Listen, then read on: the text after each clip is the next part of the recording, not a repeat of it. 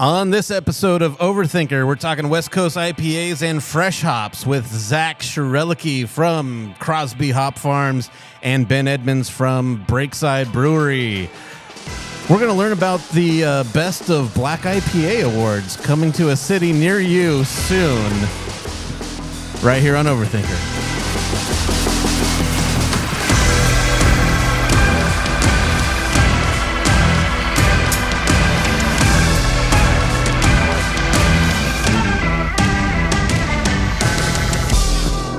They found us. I don't know how, but they found us. This is Overthinkr. We're excited to bring you a special West Coast IPA and fresh hop episode. We're diving right into it with two very special guests. We sure are lucky to have Zak Schroerlucke. That was good. That was really good. Yeah, but all right. From Crosby Hops. Yeah, thanks for having me. Yeah. And is that a correct pronunciation of your last name? It is Schroerlucke, but I was really admiring the joke of we are sure are lucky to have Zak Schroerlucke here. I was impressed. I got close. I've never dared to say your last name. It's tough. In German, that's it would be it's a closer- lot of vowels. It's a lot. In German, it makes a little more sense. It's closer to like Schroerlucke, but my family's from Kentucky originally. They settled in Kentucky, so it turned into Schroerlucke over time. I don't know. Yeah. Schroerlucke. Schroerlucke. Yeah. Our other guest has a very easy to pronounce name. He's the brewmaster and owner of Breakside Brewery, doing a lot of other things in the beer world that we'll get into as well. But that's Ben Edmunds. Did I say that right? You've pronounced it so incorrectly. It's Schroerlucke, actually, is how you say it. Okay, well, there we go. So we just came off of, I guess we kicked off award season, so to speak. At least we got GABF coming up. Here in the state of Washington, we have our Washington Beer Awards, which are pretty timed up with GABF. WABA, yeah. And we just did the Best of West Coast IPA Awards. The second year of that, right? Yeah. Yeah, just second year. I want to. I don't know that everybody's really used to the format that's presented, so I want to get into that a little bit so folks can better understand how meaningful this this competition is, how meaningful it is, how competitive it is, and then how the judging and scoring works. Because when the winners are announced, it's not announced in the usual format of here's this category, the Olympic format, so to speak. Here's gold, silver, bronze, on to the next, right? It's presented very differently than that. We can get into a little bit of that, but let's start at the beginning here. It's a festival around. It's a competition. I don't know why I keep saying festival. Could be a festival soon. It might be, yeah. That'd be cool. Yeah. It is a competition around one specific style of beer, broken down into 6 little subcategories. Yeah. Tell us a little bit about that, Ben. How does that break down? Yeah, so Best of the West, the National West Coast IPA Throwdown, is a competition thrown by the Oregon Brewers Guild. And the idea behind it is basically that it is, as you said, a fun competition, but also, instructive and illustrative to the consumer around this one style, West Coast IPA. No hazy IPA, no double IPA, no session IPA, no cold IPA, though if you make a cold West Coast IPA, you can fit that in perhaps, but West Coast IPA.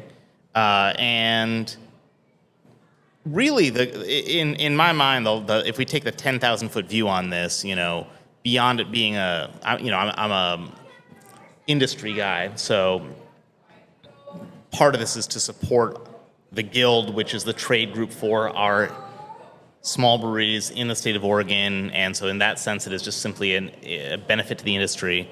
But from a kind of stylistic and kind of where this is interesting at an intellectual level on the brewing and competition side is really that there's no single competition that has really tried to create a typology or taxonomy of different forms of IPA, of West Coast IPA.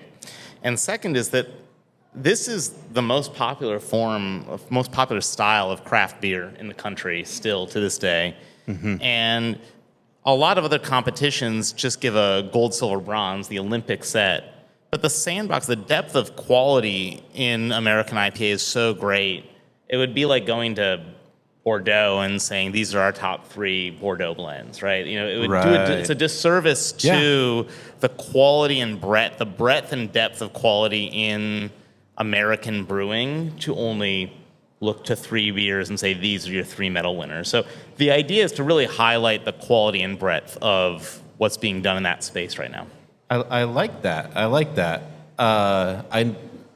was beautifully We were said. a part of it with Vice Beer, and I didn't even like consider it in that sense. But that makes a lot of sense. That there's a lot of great West Coast IPA being brewed out there. Let's see if I remember the statistics correctly. There were 181 entries. Yeah, that's right. From 13 states. I think that is also correct. I just read that a few minutes ago. Okay, so I was able to lock it in my brain at least for a few minutes. I didn't rebrief myself today, so I think you're right. I don't remember the rest of the statistics. If there's a 14th state, I'm really sorry. You know, it's like, There's a 14th state brewing. That's the name of a brewery in Denver, but never mind. Bad joke. So the medals broke down to, you had silver medals awarded, you had gold medals awarded. Then there were grand champions of the categories. Then there was an overall grand champion IPA. And then there were also brewery sizes were broken down. Yeah. So the beers weren't just judged against one another in their own category. They were also kind of judged on this other tier of brewery size. yeah, that's a. If we want to really go down the Overthinkr side of that's this, what we're here for. That is the rabbit hole. But like, what I would basically say is just like anyone who's a average consumer, even a like really nerdy beer consumer who looks at this list should just be like, anyone that could actually kind of jump through the hoops to land a medal in this competition is making expert IPA. These Absolutely. are illustrative, like really wonderful examples of American IPA, the state of current American IPA.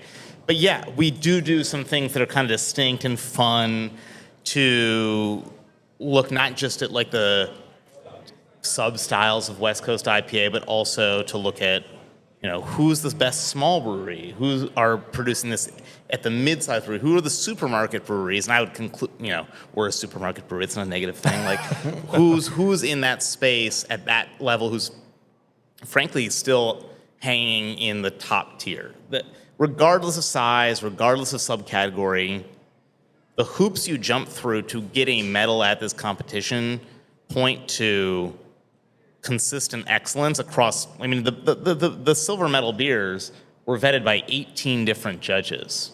No other competition does that, worldwide period, before you can get a medal. So the level of kind of consistency in judging and evaluation that has to be there really points to something that should give customers confidence in the beers, the winners, the list of winners. And it's also illustrative to other brewers. There's a lot of brewers, world-class breweries who are making IPA who didn't win this year. And, if we're one of those breweries who doesn't win, I'm looking at that list. That's who I'm chasing. Right. Yeah. Absolutely. I'm going to go quickly through the list to give a shout out to those names and stuff. But this announcement happened at Topwire, which is out at Crosby Hop Farm. For those who haven't been out to Topwire, announcement and fun time. Yeah, Zach, tell us about Topwire and the venue you got out there on the hop farm. Yeah, so Topwire is an on-farm beer garden. We built it in 2020, right just in time for the pandemic. Didn't see that one coming. Perfect timing. Fortunately for us, we were able to provide a space for folks to come out and be outdoors, actually be safe during the pandemic, have True. a sense of normalcy. It was my favorite thing I heard about Top Wire, at least in 2020, outside of congratulations, you're open, was I got to have an hour of feeling normal with my friends again. And that meant a lot to us. So that first year was interesting, and we've been growing ever since. If anyone's never been, we got a shipping container that we turned into a bar in a sense, and then just placed it into, at the time, was a Centennial yard. It is now a Cascade yard. What we learned is Centennial tends to be picked first on our farm, and all of a sudden the magic of Top Wire kind of went away real fast right at the beginning of harvest. So we swapped that variety out of something a little more kind of later in the season. But it's a killer space. The whole point of Top Wire is to kind of let beer drinkers discover, consume, and hopefully celebrate like the full life cycle of a hop. You could be sitting on at Top Wire with a pint of Bell's Two Hearted at the time when Centennial was surrounding you, sitting there, and you could kind of see the full life cycle of, there might be Centennial in that pint of beer that was grown at Top Wire, and you're looking at next year's Centennial sitting there drinking last year's, and if that makes sense.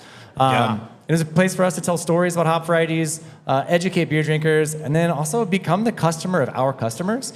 So Crosby Hops, we sell hops to brewers all over the U.S. and around the world. And this is the one time where we get to buy beer back from our customers and celebrate what they've made alongside of them. That's pretty cool. And it's a blast. And secretly, we didn't have anywhere else to grab beers after work in Woodburn, Oregon, so we built ourselves a bar, and it worked out pretty well. Yeah.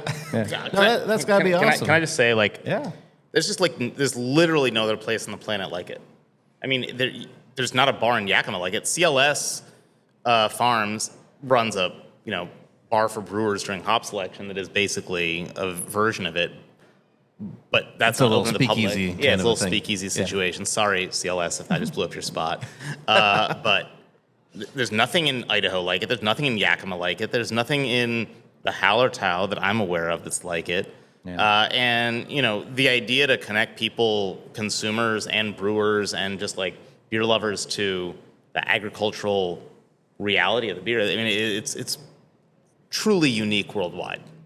Yeah, we're surrounded by vineyards and wineries, and that experience of going to a winery it's amazing. You pull down this lovely windy road surrounded by hop vines, pull up, there's a nice beautiful tasting room with a beautiful view. You get to really experience the estate through every bit of sensory on your body, right? And that was kind of like that was the idea of doing of Top Wire, was doing that for beer. Celebrating beer, celebrating hops, celebrating brewers. Celebrating farms. Celebrating farms. Celebrating farmers. It is amazing. Awesome. And it is an experience of all five senses. You can touch hops, see hops, smell hops, taste hops.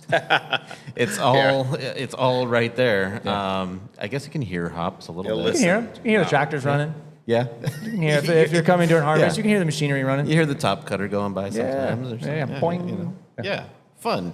I'm going to go through this list much quicker than they did even at Top Wire, though that was pretty quick as well. But this is even faster. Grand Champion IPA went to Rip Beer. Yeah. I'm not going to read off all of the IPAs individually. I'm just going to go through this, and I think as the listener, you'll hear some patterns and some brands more than once that you might want to look more closely at. The runner-up to Grand Champion was Grains of Wrath. Yep. Very small brewery champion was Brewhouse. Small brewery champion was Trapdoor. Medium brewery was Cerebral. Small regional was Pint House. Large regional was Breakside. Nice. Very large regional was Boneyard.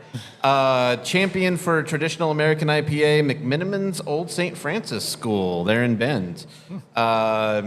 Champion West Coast below 6.7% ABV was Grains of Wrath. Champion above 6.7%, Rip Brewing Company. Champion International was Hop Dogma. Champion Flagship IPA, Beechwood Brewing Company. Champion Oregon Hop IPA, Ghost Town Brewing. Then real quick, the gold medals went to Breakside, Fieldwork, Grains of Wrath, Half Moon Bay, Hop Dogma, Ism, North Park again, Trapdoor Brewing, Westbound and Down. That's the gold medals. Here go the silver medals. Silver medals went to Beechwood, Block 15, Breakside Brewery. Let's just stop there. We're Cloudburst good. Brewing. No one wants to hear the rest of this. Fieldwork Brewing Company, Fieldwork Brewing Company. So 2 for Fieldwork there. Grand Fur Brewing, North Park with a third one here. Pelican Brewing Company, Slice Beer, Sun River and Sun River, back to back, 2 of them there. Taproom Beer Company, and the brewery nobody's ever heard of, Vice Beer.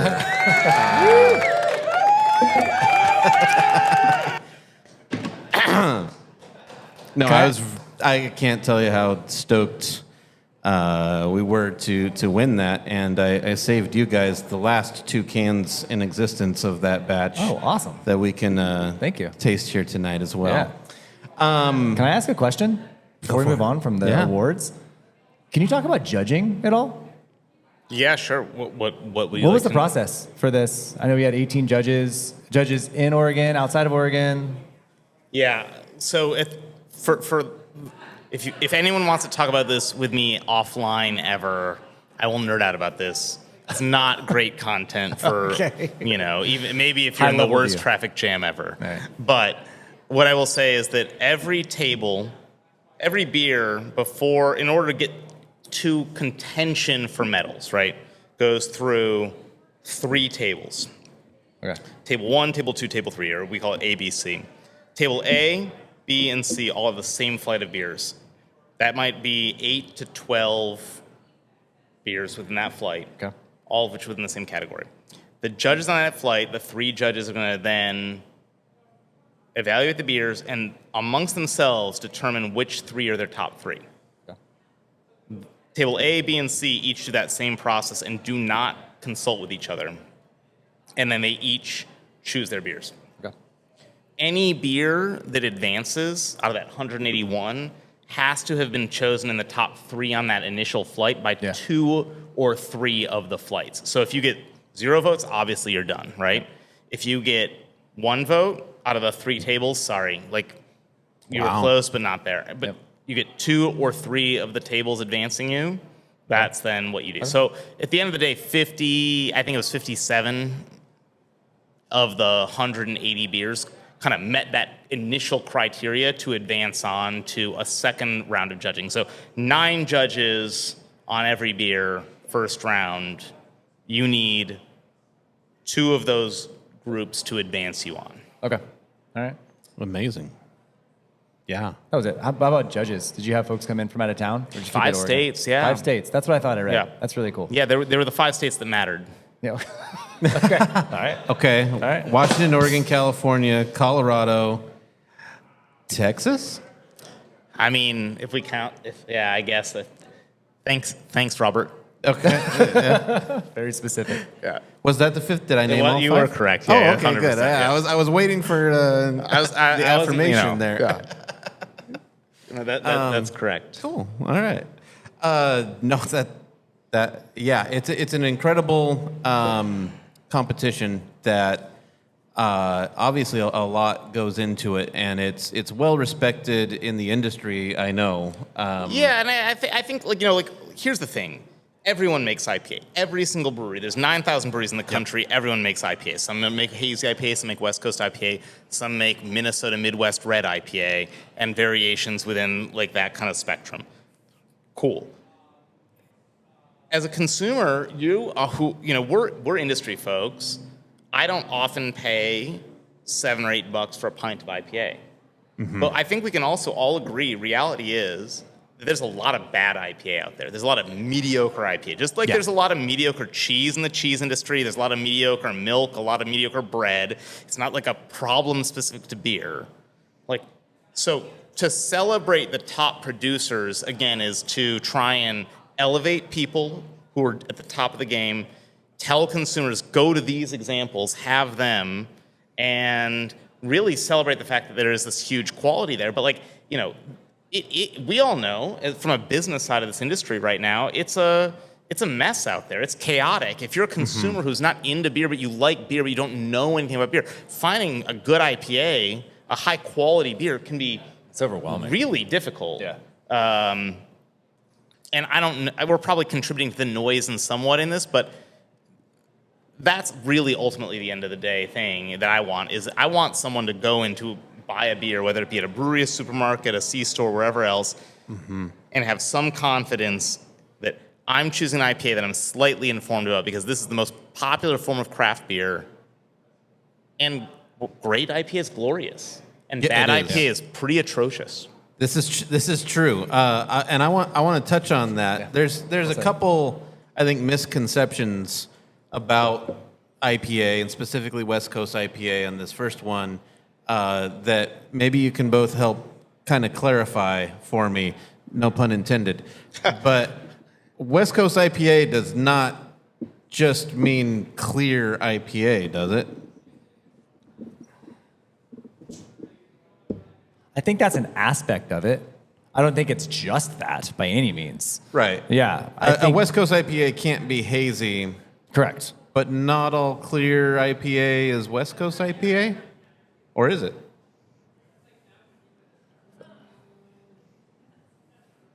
This is like a real rhombus Yeah. trapezoid problem you're proposing here.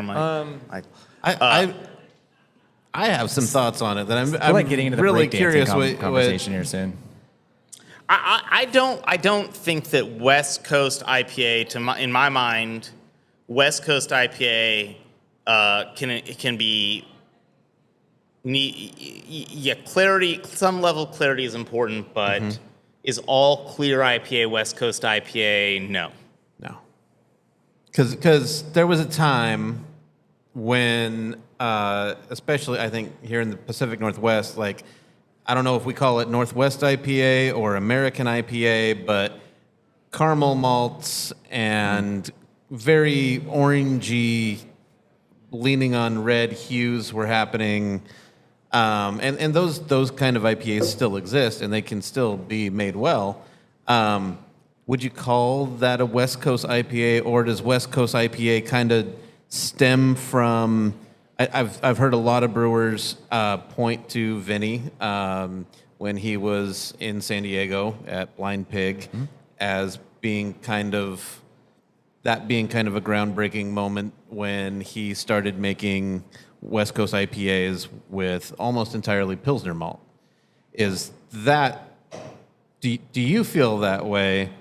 I'm asking the person whose opinion on IPA I respect probably the most, honestly, not to build you up, bud, but I really do. I'm really curious what you think, like, where is there a line between, like, yeah, that's a West Coast IPA, and where does it kind of break down? Because I don't know. There's not like is there a BJCP guideline on specifically West Coast IPA yet? Has that been sectioned out as like its own thing yet, or? I don't know. I haven't read the latest update. That's okay. There. If you don't know, I don't know who knows. But I guess I have a slightly different take on this personally, which is that, like, I think that sometimes, and part of this is a Northwest thing, and part of this is a national narrative thing. So let me try and kind of compartmentalize these. If we roll back the clock to 2010,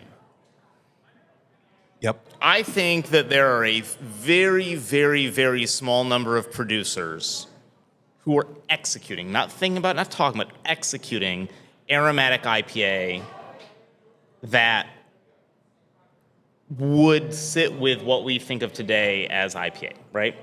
Or a good IPA. And again, let's add that in. We're that talking actually about good, leads high quality. right into my Right. next question. You So touched on it, yeah. Where are those producers? That is Pizza Port, and that is which is Tommy and Right. his kind of team at Pizza Port at the time. Matt Brynildson, Vinny, and they are California brewers predominantly. Yeah. But let's also not forget, Darren Welch is winning GABF medals in American IPA against those same folks in 2004 when there are no podcasts talking about all Pilsner malt IPA. Tony Cornett winning in American IPA. So I don't think it's a California only thing, but there's certainly the thought leaders in the space, right? And I don't want to, at the time, pigeonhole Northwest brewers into some sort of like backwater crystal malt like bagginess. Like that's just not how those beers were. So It's true. anyways, There were some. I think that if you took those brewers, many of them were close friends of mine, and gave them their beers from 2010 today, they would all agree that the sensibilities have changed. True.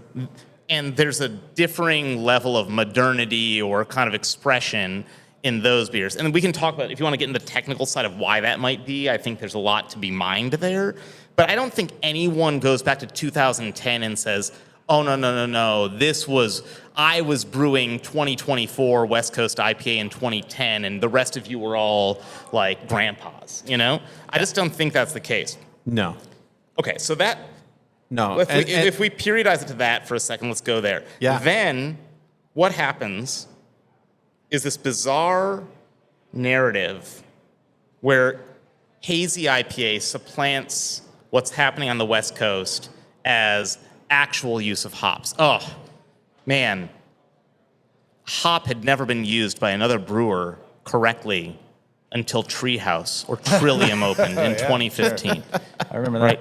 Like, and there became this very powerful narrative that I think actually a lot of West Coast brewers who really deeply cared about hops took on the chin for a little while, because people were basically saying like, no, you all learned nothing from the last several decades.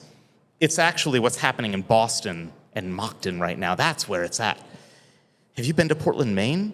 And that stuff is fine. I mean, but I think it discounts the tremendous advances that had been made in West Coast, American, clear, bitter, aromatic IPA by people like Tyler Brown, Sean Kelso, Mark Lanham. That's Barley Browns. Yeah.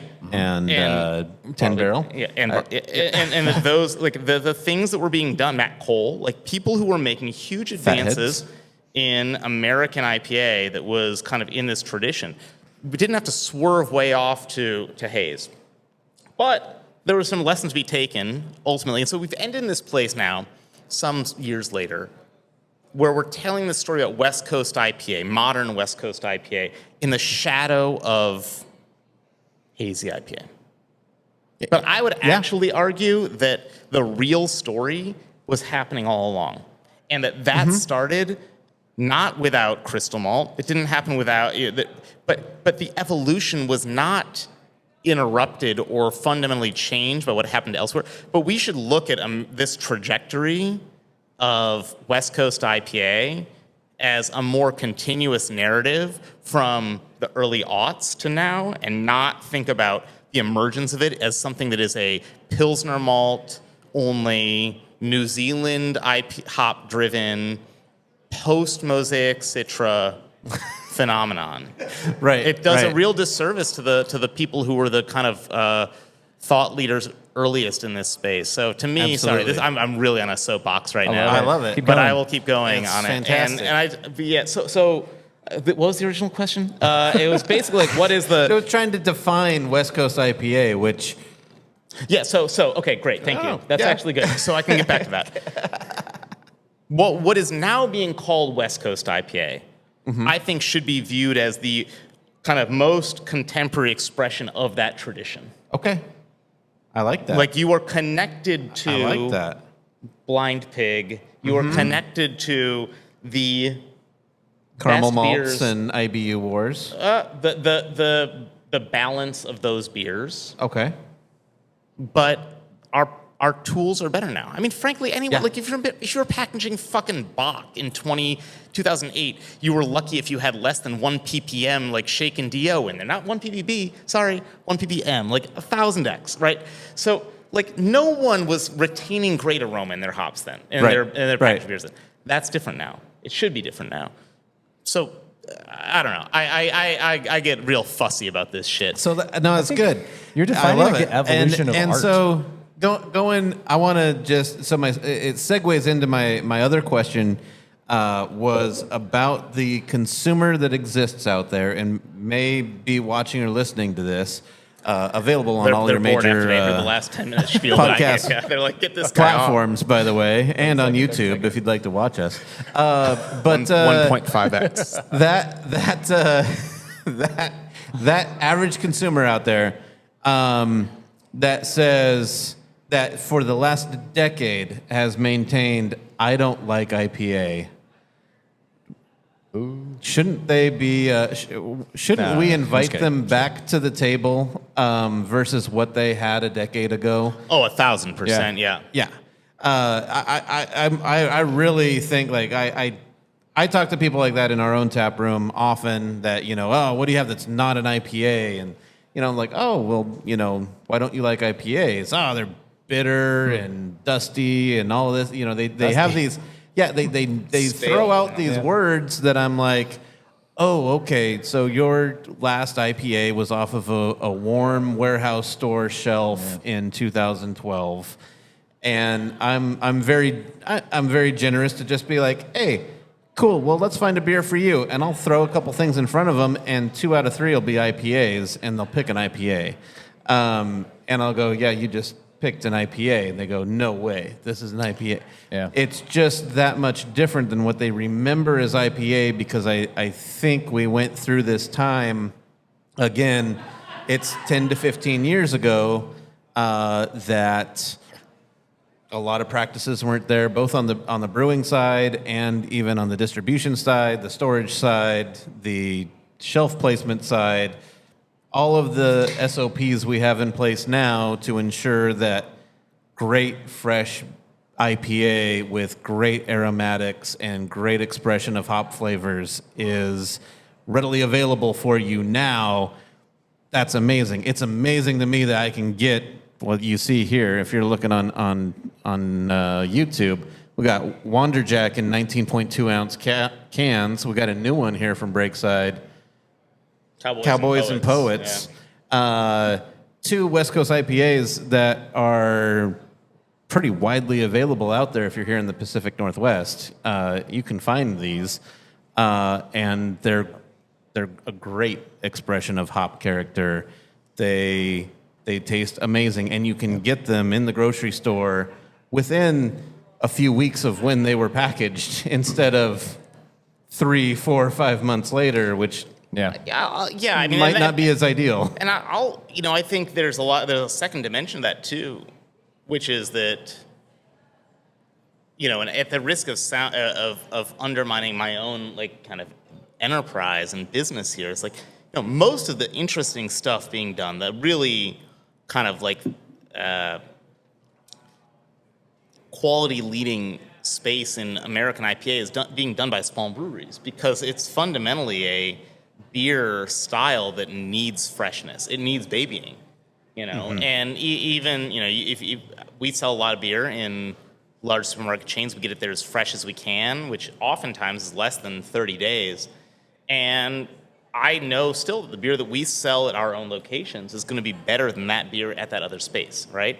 Yeah. And we're very anal about the date codes, the freshness of IPA on our own shelves at our places, because I want customers to have that ultra premium experience. And I think, unfortunately, the reality is of the way the supply chain works, and especially this is true as you get bigger, is that the beer is not handled the way it needs to be handled. I mean, IPA is closer to unpasteurized cheese than it is to than it is to wine, frankly. And It's like fresh fruit. It's really, fresh if you're looking fruit. at it. So it's like, if it's, you let it sit out for 24 hours in a warm stock room, it's just not going to taste glorious in the way that it ought to taste. Maybe even closer to milk is a good example there too. Other than, just be clear, it's not going to make you sick. It's fine. It's just it's dusty. It's not. It's bitter. It's unpleasant. It's not great. Still healthy. You probably aren't happy you spent the money on it, but it's not going to make you sick. All right, I want to transition a little bit. We're still obviously talking IPAs predominantly, but we're days, moments away from fresh hop season, which I think for everyone who loves IPAs, This is their holiday season, right? This is Christmas time. This is New Year's, all in the middle happiest of time at of the the end year. of August, and yeah, happy hoppy days. Somebody shouted out from the crowd there. Yes, Oh, yeah. we're about there. Fresh hop season. It starts here soon. For some, it started today. We are going to start picking on the 20th, so we start picking next week. But for some that have some earlier varieties, yeah, it started today. It is the coolest time of year. I'm really biased, but it's the coolest time of year.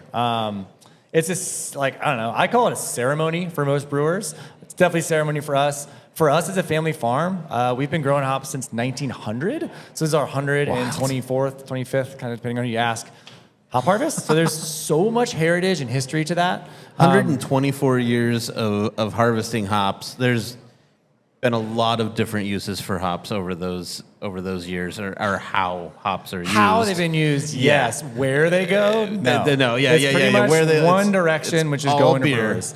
Yeah. Of course, like the rise of craft brewing changed the landscape of hops in many different ways. Yeah. Primary, I don't know, before the 90s, like most of your hops were grown for, large lager brewing. Once craft beer started taking off and gaining traction, you started seeing aroma varieties popping up everywhere.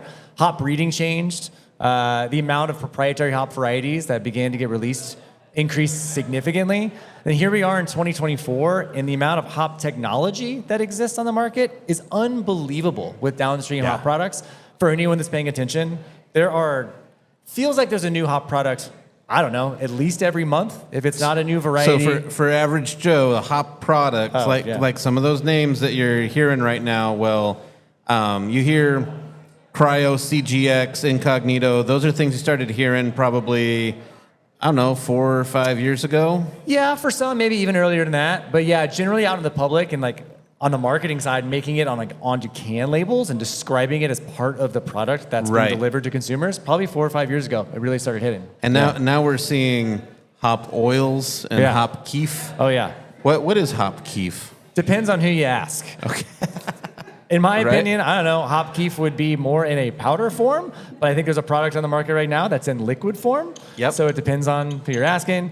Hops right now are coming into, we can go on the spectrum of formats. So you've got like whole leaf wet, you've got whole leaf dried, Sierra Nevada made, world famous. You've got fresh kilned is a thing, which is pretty exciting for the fresh hop kilned. season. Then you've got processed hops into T90s, which kind of revolutionized hop. Here we go. Cheers. What's the 90 and T90 stand for? I see it on labels. The best way to describe it is going to be like lupulin to plant matter. It's probably the best way to take it in. So you've got a T90, which is going to be, roughly, this is a rough take, it's not 90%. Lupulin's that little powder-looking substance. Lupulin Looks like is the pollen. gold. It's the gold. But it's within the hops. flavor It's the center. flavor, the aroma, the alpha, the beta. It's what we're striving to get out of a hop cone. So you've got like T90s, which are going to be, for rough example, this is not accurate Right. math. They're- Just think about it this way, like 90% plant matter, so phenolic compounds, like 10% lupulin, rough math, don't quote me on that. Then you've got T45s, which is going to break that down and do a little more of a concentrated hop pellet, so it's more going to be that kind of closer to that 50-50 range. And then now we're going into to an era of like cryogenic processing, so you're getting even larger extremes that way, so much more concentrated lupulin amounts per pellet. And that's going further and further into now we're getting a lot of liquid flowables as well, which are extremely efficient. They're lacking phenolic compounds, but those can actually be added back in with things like debittered leaf, which is like the bract left over from that processing that you can actually bring back and like accurately dial in the amount of phenolic compounds, which usually adds to mouthfeel, back into your beer. I'm not a brewer. Ben's probably can take that a little better than I am. But from the hop side of things, that's kind of what we're seeing. Yeah. And the evolution of innovation in the hop market, we're at a place that's never moved faster. Not joking when I say I see a new product getting released at least every month, whether it's a new hop variety, a new downstream hop product, someone repackaging something that's already been in existence, and giving it a little bit of flair to grab some attention.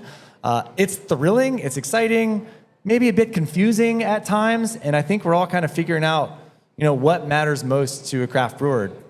I'd love to ask the question to Ben. Go ahead. Yeah.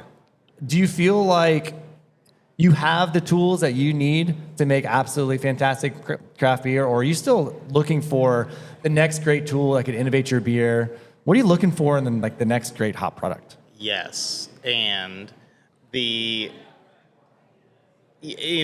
simple answer is that there's been more energy in kind of intellect poured into the research and development around hops for aromatic use in beer in the last 15 years than there was in the previous 150 years.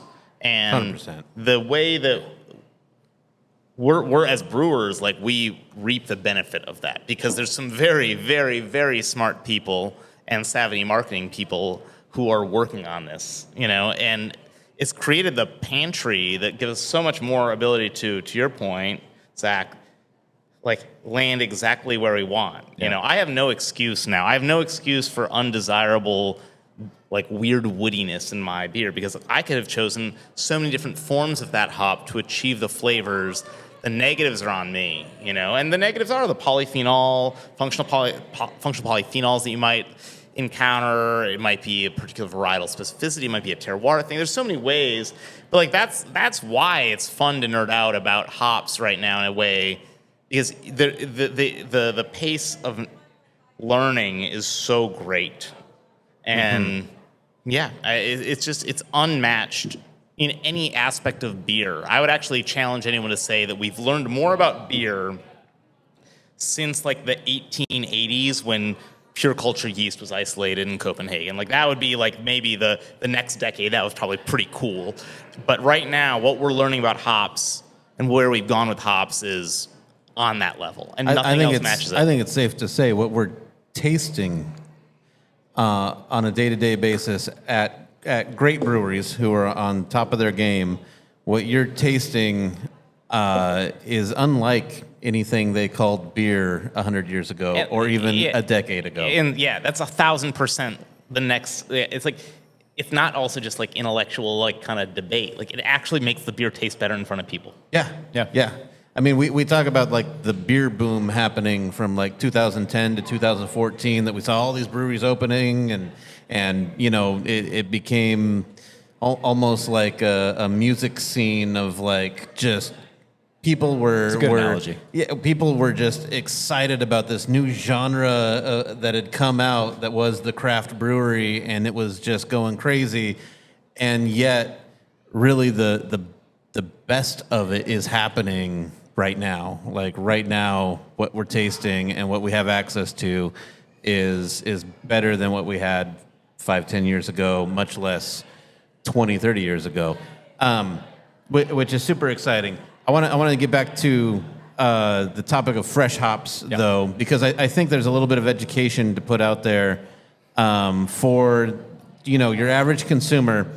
Here in a few days, even maybe, we're likely to see the first fresh hop beers hit shelves and hit taps. Coming up here real quick, I've seen some picking windows. By the way, I guess we could touch on that for a second. This is a living agricultural product. Correct. It is a little unpredictable, slightly predictable, and a little unpredictable in that, the farms can kind of look at it and go, we expect these hops to be available over these few days. They kind of give brewers these windows, which, breweries that are really set in their brewing schedule and everything and got plans to make some stuff, they're now scheduling these 3-day windows for I think I'm making an IPA one of these days, and it's going to have Centennial hops on the hot side. But going back to what I just said, here in a few days, we're going to start to see actual fresh hop beers hit the shelves. How's that possible if making a beer takes 14 to 35 to 40 days, yet we're going to see right there when they get picked, we're going to start to see fresh hop beers hit the shelves. How's that work? There's a lot of answers to those questions, I believe. I think, I don't know, maybe the easiest answer would be a lot of those fresh hops will be going maybe on the cold side, Ben? Would do that? Yeah. Seems like the quickest way to get something out nice and fast, be first to market.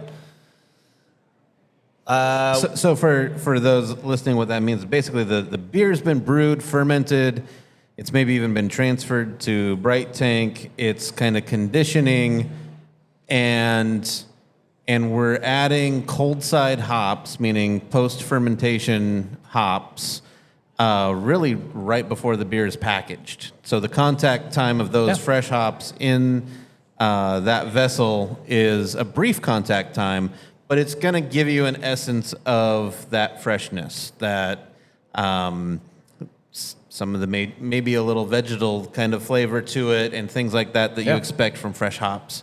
So that's the cold side process. Correct. And that's why we're going to see them like really quick. One of the things that I think starts to happen is that folks start getting a little... They hit fresh hop season early, and I feel like they missed the best of fresh hop season, which is those hops that come late harvest. We can have some hops like Mosaic. You mentioned even moving the Cascade hops that get harvested later to top wire so that people could be surrounded by hops still growing through the season. That's right. So those get harvested later, which means for those hops to get used on the hot side, where you're going to be able to extract more flavor compounds and things to really get, I think, a better essence. I'm trying to use layman's terms for those listening, a better essence of fresh hops out of those hot side beers. Some of those aren't going to be harvested until mid-September. Yeah. And then they're going to be released late September, early October. Correct. Like, fresh hop season is a long time. We joked about it being like the holidays or something, It might even be a little bit longer than Thanksgiving to New Year's. Yeah. It might stretch 7 or 8 weeks of this exciting harvest season. Talk a little bit about that. Like, why should people still be excited for fresh hops come late September?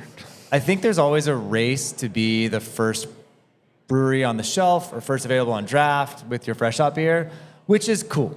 That means people care, beer drinkers care, brewers care, that there's again, I'm going to use this word a lot. It's a celebration of hops and a celebration of this time of year, and it's very ceremonial. We love that. But there are some damn beautiful beers that come out at the end of September, fresh hops that are going in on the hop side. Also, just later picked varieties. Idaho 7, which is a really wonderful hop variety, doesn't get picked till usually the last week of September. So that thing's going to venture, into October. So really, I think as a consumer, what I'd be looking for is, I don't know, get a little education, read up on hop varieties in their pick windows, and go seek out fresh hop beers. Based on the brewery that's brewing them. That's very important. But also the variety that you're looking for. Get educated on the aromas and the flavor and go looking for it. That's, to me, what makes fresh hop beer so exciting is the hop aroma profile is in your face. It's expressive.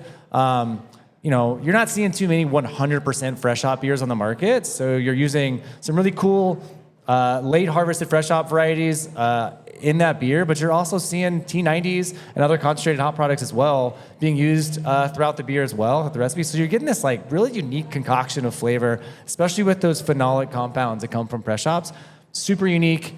Don't give up on fresh hop beer by the middle of September. They're still coming out and they're awesome.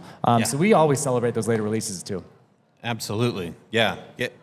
Keep drinking fresh hop beer. Them. And through October, really, because that's when you're going to get a lot of those late season. You mentioned if the harvest date is late September and we're using it on the hot side, which means brew day, it's going being used on brew day. You're not going to get to see that beer for 3 weeks. Yeah. after that. So come mid-October, we're still getting some of the best fresh hop beer out there. For sure. And if you're curious, come to Top Wire and drink fresh hop beer. We'll answer all your questions. Absolutely. We'll pull out hop samples, let you rub them, let you smell them. We're open through Halloween to the end of October. Which is one of the So come best out. beer experiences. When you've got a beer in front of you and you know a hop that's used in it, and you can actually rub that hop and smell it off your fingers and drink the beer. That's just it's the reason I started growing hops at my home back 10 years ago. What do you have planted? Was just so I could do that. I sadly moved since then. What was planted? I had 9 varieties. Whoa, you had a hop in farm. my backyard. I had a little thing going on. What was your favorite? And why? The Cascades and Centennials performed the best. So they were the ones that just blew up and took over so much real estate. I'm tying wires from my roof down to my fence line so that they can climb.